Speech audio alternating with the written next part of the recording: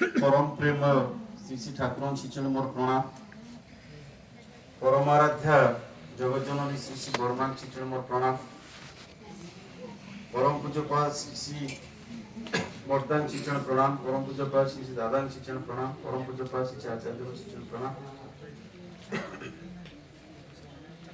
आज सत्संगर पूज्य पुरोधा श्रीयुक्त ब्रजोधा एवं उपस्थित कर्मीवृंद समस्त बरण्य गुरु भाई माने बरण्य माँ माने स्नेहर पिला माने साधु सज्जन मंडली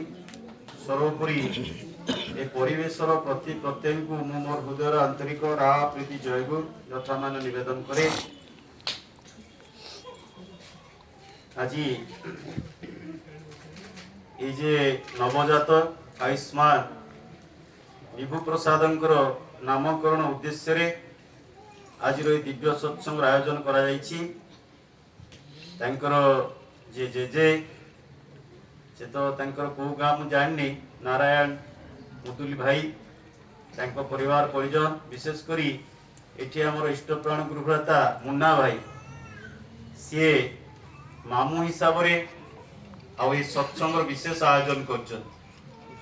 जेहेतु से जड़े इष्टनिष्ठ छात्र एवं युवक तांकर ठाकुर प्रति बहुत भल पाइबा अच्छी तेणु ये भणजार नामकरण बा 21 दिन से गोटे सत्संग आयोजन करछंती खूब भल कथा एवं जी निजे खुशी रे विहल हो जाइछंती कीर्तन भी नाचुथिले तांको मां मध्य समस्ते आमे से परम पिता शिक्षण रे प्रार्थना निवेदन रखिबा जे आयुष्मान विभु प्रसाद तार भविष्य जीवन रे इष्ट गुरु आचार्य जीवन रे ग्रहण करी तांकर अनुशासन को अनुशीलन करी ठाकुर चाहिथिबा मनुष्य परी मनुष्यटी हेउठु सुदीर्घ निरोग जीवन अधिकारी हेउ एवं वासुदेव भाईकर परिवार आउ ई मुन्ना भाईकर परिवार एवं आपण मानकर समस्तंकर इष्टिपुत सुदीर्घ निरोग चिरजीवन एवं विश्व रे मंगल शांति निमंते मो परम पिता शिक्षण रे प्रार्थना निवेदन रखे। सत्संग रे मनुष्य अनेक कथा शिखे मु देखिबे एबे हाथटा पोछुची एमती किंतु एटा मु केशव भाईटू शिखिछि काई से बसचंदी बोली मु कहली सत्संग रे मनुष्य केते कथा शिखुछि मु देखिली केशव भाई पर 7 नंबर जाइथिलु से कीर्तन कले तापर मु जाजन कले तो भल कथा छोट पिला हेले बोली मोर भेट होची जो दिन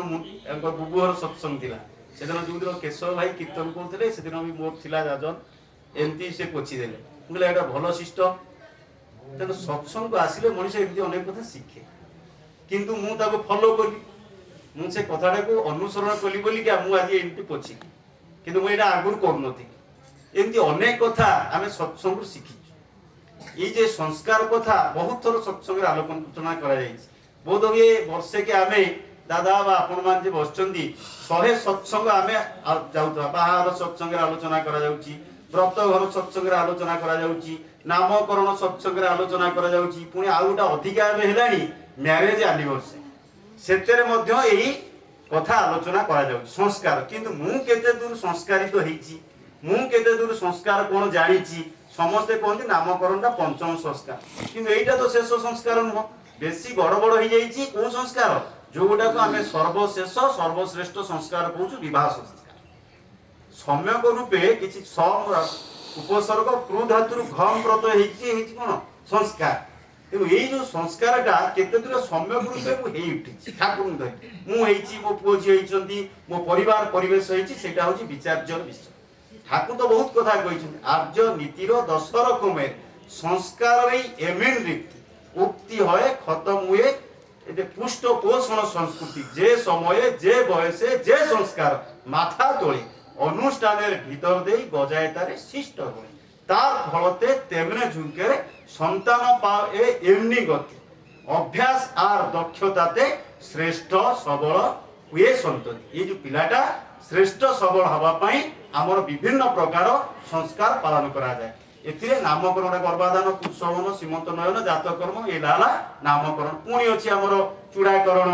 उपनयन ये सब समावर्तन विवाह ये सब अच्छी अन्नप्राशन ये सब अच्छी किंतु कथा एगुड़िक भल भाव में आम पालन करवा दरकार आग बुझा दरकार आमे न बुझिले एगुड़ाक परिपालन करवा कष्टकर व्यापार एगुड़ा नामकरण आज ये नामकरण दिहला विभु प्रसाद जेजों ना नारायण बापा ना वासुदेव तांको ना हला विभु प्रसाद माने ईश्वरंकर प्रसाद जो कीर्तन रे पढुथिले देइछ सबु दयाल प्रभु मोर किछि लोड़ा नै आमे कोन कहि परिबा आमे एक कथा हम भीतर आसिन मोर तो आसिन प्रभु मते पुओ देइछ मते झियो देइछ मते घर द्वार देइछ मते नातु नातिनु देइछ सबु देइछ सीए सबु देइछ कि तांको बेलकु देला बेलकु आमे नाही नाही नाही इष्टभूति चिरा नोट दबा टंका डाइटी प्रणामी पकेला बेलकु जेते आपण गणिबे हाथ एमती मारला बेलकु सेते अधे चिरी जाउत माने सबु देइछंती घर तो सबु बेले बोले प्रभु सबु तुमर अरे सबु दवा लोक जीवन दवा लोक जीवन को रक्षा करवा लोक मते पुओ झियो नाती नातुणी दवा लोक तीन सवार पवित्रता जाओ किछि पाए सबरदाता तीन सवार जे पूज्य पर दादा को लेखा सबु सबु देइछंती सी किंतु आमे देला बेले को कुंठित कुंठा बोध मो पिलाटा को लालन पालन से ऑलरेडी जन्म दे जाई तार मातृगर्भरु हम आर्य वर्त भारत वर्षर ऋषि मुनि माने एटा ऋषिर दर्शन ठाकुर कहले ऐतिह्य आर द्वंद्वर भीतर जे जो सार्थक संस्कार गुड़िक ए पर्यंत अच्छी एवं विभिन्न प्रकार भाव विभिन्न जो देश काल पात्र रे जोटा आज आम पाखरे आविर्भूत होइछि एटा दशविध संस्कार कहीं संस्कार करा जाए कारण जेते बेले मातृगर्भ रे पिलाटा रहे सेतिकी बेले तार विभिन्न प्रकार वृत्ति प्रवृत्ति ताकु मुक्की मारे माँ गर्भरु सब पिलाटा को देखा माने सेटा माँ ठारे प्रतिफलित हो जो हमर सब साद खाइया को दिया ताकु सीमंत नयन कहते कहीं ना पिलाटा मातृगर्भ में थाइला बेले माँ रो इच्छा हुए कौन खाइबी कौन पिंधिबी एगुड़ा गोटा प्रभाव पकाए पिला उपरे आमे से अभिमन्युकर कथा जानिचु गर्भावस्था रे सब कथा जानिचु किंतु कथा हला आमे ताकु परिपालन करि पारुना बेले बेले कहिबा कथा बाहुले एटा माँ माने गर्भावस्था रे मध्य तार स्वामी तार सासु ससुर तार परिवेश ताकु निर्यातना दियंती ताकु गाली दियंती ताकु दुर्व्यवहार करंती एटा किंतु पिला उपरे भलो प्रभाव पकाए ना पिलाटा बेले बेले रागी हो जाउची छोटो पिला रागुची काई रागुची सेते बेले ता माँ को तार सासु घर परिवार अनेक जंत्रणा देइछथि स्वामी तो सहायक पाइनी सासु ससुर को स्नेह श्रद्धा पाइनी जहाँ फल देखे पिलाटा अबागिया अझट हो आज संसार को बदलिया कहले संस्कार दरकार आ संस्कार को शिक्षा दरकार गुरु दरकार मो ना कहूनी आज जेहेतु गोटे गाजियाबाद तीन जन पिला एटा आपन देखिए सोशल मीडिया भाइरल होइछि न्यूज होइछि तीन जन पिला 12 वर्ष रु 16 वर्ष भितर पिला से माने गोटे भूल निष्पत्ति नैछन्ति झियो तीनटा काहे ये मोबाइल देखते आज कालू बो मते फोन करथिले कहले जे मु कहली मां ये फोनटा कोन आपन को ना मो नातुनी परा मो फोन लेके जाउची आ मोटा फोन पाउनी पो मते ओटा फोन देछि चिंता करन केते भयंकर अवस्था हम रेमुना जोटी हमर गोपाल ना कोन ठाकुर गोटे अछंती हमर रेमुना रे कोठी अछन सेटा बालेश्वर क्षीरचरा गोपीनाथ सेठी जने 10म श्रेणी छात्र ताको अलगा सभा चलीची नेकी ता को छुरी बुझ दे भयंकर अवस्था हम पिपिली रे बाहर जने किन्नर हमर संस्कार रो आ संस्कारटा बेसी बिगिड़ी जाईची हमर 10म संस्कार ठाकुर कहिले हमर समस्तंकर मुख्य माने मुखस्थ अछि गर्भस्थ अछि समस्त कहि परिबा आपण 10 विध संस्कार मने रखिता निष्ठाचार नामकरणटा ठो बेसी संस्कार श्रेष्ठ होला विवाह संस्कार सेटा आज पूरा बिगिड़ी विवाह संस्कारटा शेष संस्कार पुनी आरंभ संस्कार पिला जन्म भलो पिला जन्म होबे केमती विवाह संस्कारटा ठीक हेले भलो पिला जन्म है नामकरणटा बड़ मैटर नहीं मते जने बे भाई कहले ना तांको ना अभय फटारे कहले मते से समस्ती भय करछन मते कहले से एठी आसी जाजन करछन बहुबार पिपिली रे बहुत थर भक्त आइछन कहले रे पुरी ठाकुर रे कहले नाटी अभय किंतु तांको समस्ती डरी डरी का तांको जीवन काल जाउनी नाटा सुशांत ताठू अशांत लोक आम गाँ रे नाही तेणु कथा है नार किसी मूल्य नहीं नार बर्तमान मूल्य नहीं नाटा केमिति मूल्यवान हम से इष्ट सहित युक्त है ठाकुर ही केवल संस्कार को सम्यक रूपे परिवर्तन कर शक्ति सामर्थ्य अच्छी तेणु आम धारा चलवा दरकार आर्य नीतिटा कौन जो नीति दर follow the principle of being and becoming जो माने यही नीति नियम को ग्रहण करते जो माने जीवन वर्धन नीति धारा को जो आर्य माने कहते आम तो खाया पीया ठीक नहीं ଆମର ଚାଲ ବୁଲରେ ଠିକ ନାହିଁ, କଥାବାର୍ତ୍ତାରେ ଠିକ ନାହିଁ, ପୋଷାକ ପତ୍ରରେ ଠିକ ନାହିଁ, ଯୋଉ କଥା ଗୁଡ଼ିକ ଆର୍ଯ୍ୟାବର୍ତ୍ତ ଭାରତ ବର୍ଷରେ ପ୍ରଚଳିତ ଅଛି ସେଇଟା ବର୍ତ୍ତମାନ ଠାକୁର ଉଦ୍ଧାର କରୁଛନ୍ତି। ଏତେ ଲୋକ ବିଭିନ୍ନ ପ୍ରକାର ଭାବରେ ଆସିଛନ୍ତି କାହିଁକି? ଯୋଉମାନେ ମୁଁ ଆପଣ ମାନଙ୍କ ପାଇଁ ପାଇବନି, ବାହାରେ ବହୁତ ଲୋକ ଶୁଣୁଛନ୍ତି, ଏଠି ବି ମାନେ ପ୍ରବଚନ ସବୁ କିଛି ଗାଁରେ ହୁଏ। ଆମ ମାନଙ୍କର ଚରିତ୍ର ସଂଶୋଧନ ପାଇଁ କୋଉ ଧର୍ମର ଆବଶ୍ୟକତା, କୋଉ ଗୁରୁମନ୍ତ୍ରର ଆବଶ୍ୟକତା, ସେଇଟା ମଣିଷ ଆଜି ୟାକୁ ପାଇଗଲେ ଜାଣିଛି। ମୁଁ ଯେମିତି ଛୋଟିଆ ଉଦାହରଣ ଦେଖିଲି, କେଶବ ଭାଇ ମୋଠୁ ଛୋଟିଆ ବହୁତ ସାନ ସେ ବୟସରେ ସେ ହାତରେ ପୋଛିଲା ବୋଲି ମୁଁ ତାଠୁ ଶିଖିଲି। ଆଉ ଜଣେ ରୀତିକି ଆସିଥିଲେ, ସେ ଥରେ କହିଲେ ଆମେ ପାଳନ କରୁଛୁ, ସଡା କହିକି ଆସିଥିଲେ, ସେ ଗୋଟେ ଥରେ କହିଲେ ଏ ଯୋଉ ପେଷ୍ଟରେ ଆମେ ଦାନ୍ତ ଘଷୁଛୁ, ଛୋଟ ବେଳୁ ଶିଖିବ କେମିତି, ପେଷ୍ଟରେ ବଂଶ ଯାକ ସମସ୍ତେ ନେଇକି ସେ ପେଷ୍ଟରେ ମାରିବେ। ବହୁତ ଲୋକ ପରିବାର ଭିତରେ ଦେଖିଛୁ ଆମେ, ଆମ ମାନଙ୍କୁ ସେଇଟା ହଉଛି ଠିକ ନୁହେଁ, ହାତରେ ନେଇକି ପେଷ୍ଟ ଘଷିବ। ଆମେ ଶିଖିଛୁ ସତ୍ସଙ୍ଗରୁ ଆସିକି, ଏଟା ଜୀବନୀୟ କଥା। ସତ୍ସଙ୍ଗ ଆସିଲେ ଶିଖିଲିନି, କାଲି ଆମେ ପ୍ରଣାମ କଥା କହୁଥିଲୁ, ସତ୍ସଙ୍ଗ ଆସିଲେ ଆମ ପ୍ରଣାମ ଶିଖି ପାରିଲୁନି। କେମିତି ହବ? ଆମ ଚରିତ୍ର ବଦଳିବା ପାଇଁ ମୁଁ ଦୀକ୍ଷା ନେଇଛି, ମୋ ଚଳଣି ବଦଳିବା ପାଇଁ ମୁଁ ଦୀକ୍ଷା ଅନୁଚରଣ କରୁଛି। ତେଣୁ ଏଇ ଯୋଉ କଥା ଗୁଡିକ ସ୍ୱାମୀ ସ୍ତ୍ରୀ, ପିଲା ଅମାନିଆ ନା ମା ବାପା ଅମାନିଆ? ଅଇଠି ଭାଇ ଆଜି ମତେ କହିଲେ, କହିଲା ଗୋଟେ ଦୀକ୍ଷା ଅଛି, ଆପଣ ଟିକେ ଯାଆନ୍ତେ, ଆପଣ ମୋର ପ୍ରକୃତ ମନେ ନଥିଲା। ଆମେ କିନ୍ତୁ ଦୀକ୍ଷା ମାନେ ଘଣ୍ଟାଏ ଘଣ୍ଟେ ତାକୁ ଯାତନ କଲା ପରେ ସେ ଲୋକକୁ ରାଜି ହେଲା। ତା ସ୍ତ୍ରୀ କି ଆମେ କହିଲୁ ଯେ ଅମାନିଆଟା ହଉଛି କିଏ? ମୁଁ ମୋ ସ୍ତ୍ରୀ, ମୋ ହିସାବରେ ମୁଁ ମୋ ବାପା ମାଙ୍କୁ ମାନୁନି, ମୋ ସ୍ତ୍ରୀ ମତେ ମାନିଲାନି, ପିଲାଟା ପିଲା ବେଳୁ ଅମାନିଆ ହେଲା। ଆମ ମାନଙ୍କର ସବୁ ଚଢା କଥା, କେହି ଖରାପ ଭାବିବେନି। ମୁଁ ମୋ ବାପା ମାଙ୍କୁ ଚଢିକିରି କଥା କହିବି, ମୋ ସ୍ତ୍ରୀ ମତେ ଚଢିକିରି କଥା କହିଲା, ପିଲା ବଡ ହେଲେ ମତେ ଚଢିକିରି କଥା କହିଲା। ପିଲାକୁ ଏତେ ପାଠ ପଢେଇଲି ଯେତେ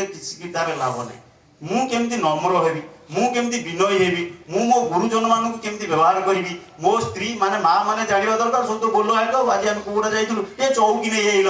ମୁଁ କହିଲି ଇଏ ବୋଧେ ତାଙ୍କର ଅର୍ଡର, ସେମିତି କହିବା ଉଚିତ ନୁହେଁ। ସ୍ୱାମୀ କି କେମିତି କଥାବାର୍ତ୍ତା କରିବା ସତ୍ସଙ୍ଗରୁ ଶିଖିବା ଦରକାର। ତୁମେ ଯାଇକି ନେଇ ଆସିପାରିବ ଚୌତିକିଟା, ନହେଲେ ଆଣିଥିଲେ ଭଲ ହେଇଥାନ୍ତା। ବାପା ମା ପିଲାମାନେ ପିଲା ବେଳୁ ଶିଖିଲେ ବାପା ମୋ ଖାତା ଦରକାର, ଏଇଟା କଣ? ଏଇଟା ଅର୍ଡର ଦେଲା। ପିଲା ତା ବାପାକୁ ଅର୍ଡର ଦେଲା ଯେ ମୁଁ ଆଜି ଗୋଟେ ଖାତା ଦରକାର, ମୋର କଲମ ଦରକାର, ମୋର ପୋଷାକ ଦରକାର, ମୋର ମୋବାଇଲ ଦରକାର। ଏଇ ଯୁଗରେ ଆମେ ଉପନୀତ, ୟାକୁ ପରିବର୍ତ୍ତନ କରିବେ ସଂସ୍କାର। ଯଦି ପିଲା ବେଳୁ କଣ ତାର ସଂସ୍କାର ନାହିଁ, କଣ ସଂସ୍କାର? ସଂସ୍କାର ବି ଆଉ ଗୋଟାକୁ ସଂସ୍କୃତ କୁହାଯାଏ, ମାର୍ଜିତ କୁହାଯାଏ। ଆମେ କରେକ୍ଟ ହବା, ଠିକ ହବା ପାଇଁ ଗୁରୁ ଗ୍ରହଣ କରୁଛୁ, ଏବଂ ଠିକ ବାଦଟା ଏଇ ଗୁରୁଙ୍କ ପାଖରେ ମଣିଷ ଆସିଲେ ଶିଖେ। ଗୁରୁଙ୍କ ପାଖରେ ଆଚାର୍ଯ୍ୟଙ୍କୁ ଗ୍ରହଣ କରି ଛୋଟ ଛୋଟ ବହୁତ ସତ୍ସଙ୍ଗରେ ଆମେ କହୁ, ପୂଜନୀୟ ଯେ ଅବିନ୍ଦା କିଭଳି ଭାବରେ ସେ କହୁছে ତାଙ୍କ ବାପାଙ୍କୁ ଟେନସନ ଫ୍ରି କରିବା ପାଇଁ ଏ ବୟସରେ ସେ ଏତେ ଦାୟିତ୍ୱ ନେଇଛନ୍ତି। ଆଉ କିଛି କଥା ପୂଜପାତ ଶ୍ରୀ ଶ୍ରୀ ଦାଦା ମଧ୍ୟ ଫ୍ରି କରିବା ପାଇଁ ପୂଜପାତ ବର୍ତ୍ତମାନ ଆଚାର୍ଯ୍ୟ ଦେବ ଦାୟିତ୍ୱ ନେଉଥିଲେ। ଆମର ପିଲା ବଡ ହେଲେ ଆମର ବଡନ ବଢିଲା, ଚାକିରି ନ କଲା ଯାଏଁ ଆମର ବଡନ ବଢିଲା, ଚାକିରି ନ କଲା ଯାଏଁ ଆମର ବଡନ ବଢିଲା, ଆମର ବଡନ କମିବ କଣ? ତେଣୁ ବଡନ ହ୍ରାସ କରିବାକୁ ହେଲେ ଗୁରୁଙ୍କୁ ଗୁରୁତ୍ୱ ଦେଲେ ଆମର ମାନେ ଗୁରୁତ୍ୱ ବଢିବ ଏବଂ ଆମ ମାନଙ୍କ ଆମର ବୋଝଟା ବି ହାଲକା ହବ। ତେଣୁ ଜୀବନରେ ଯେ କଥା କୁହାଯାଉଥିଲା ଏଇ ଯୋଉ ଭଜନ କୀର୍ତ୍ତନ ଯାଜନ ମାଧ୍ୟମରେ ଆମେ ସବୁବେଳେ, ଆଉ ଯଦି ବାହା ତୋଳା ହେଇଗଲେ ପୁଅ ଝିଅ ଯଦି ବୋହୂ ମାନେ ଆସିଲେ ତାପରେ ଆହୁରି ବଡନ ବଡନ ବଡନ।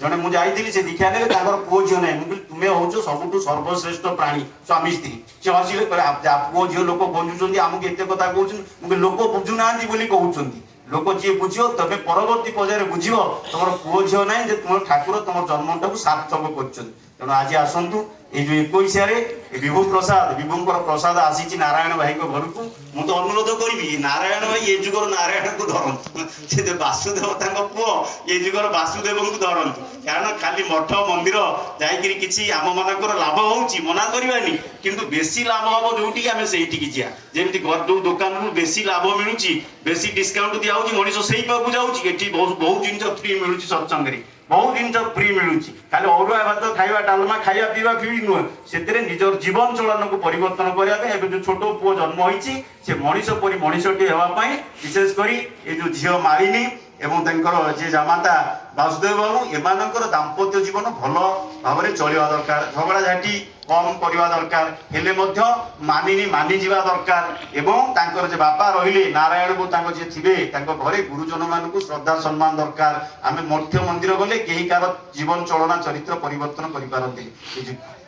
ଗୁରୁଙ୍କ ପାଖକୁ ଆସିଲେ ତାଙ୍କର ବିଧାନ ମାନିଲେ ଆମେ ନିଜେ ଦେଖିଛୁ ଅନେକ ଲୋକଙ୍କର ଜୀବନ ଚଳନ ଚରିତ୍ର ପରିବର୍ତ୍ତିତ ହୋଇ ସେମାନେ ଗୋଟେ ଏଇ ସାଧାରଣ ମାନବରୁ ଦେବମାନବରେ ପରିଣତ ହେଇଛନ୍ତି। ଛୋଟିଆ କଥା ଦାଦାଙ୍କ ସମୟ ଗୋଟିଏ କଥା, ଯଦି ମଥା ମାଟିରେ ନ ମିଶିଲା ତାହେଲେ ସେ ମଣିଷ ହେଇନି। ଗୋଟେ ବାବାଜୀ କହୁଥିଲେ ଏଇ ଖଣ୍ଡଗିରି ମେଳାରେ, ଆମ ମଥାଟା ମାଟିରେ ଲାଗୁନି, आम एमती हाथ जोड़ी नमस्कार करते मथाटा माटी लगे गुरुंग पाखे लगे बाबा माँ पाखे लगे से मनीषर जन्म जीवन सार्थक हम। तेणु आसतु ये मनीष जन्म को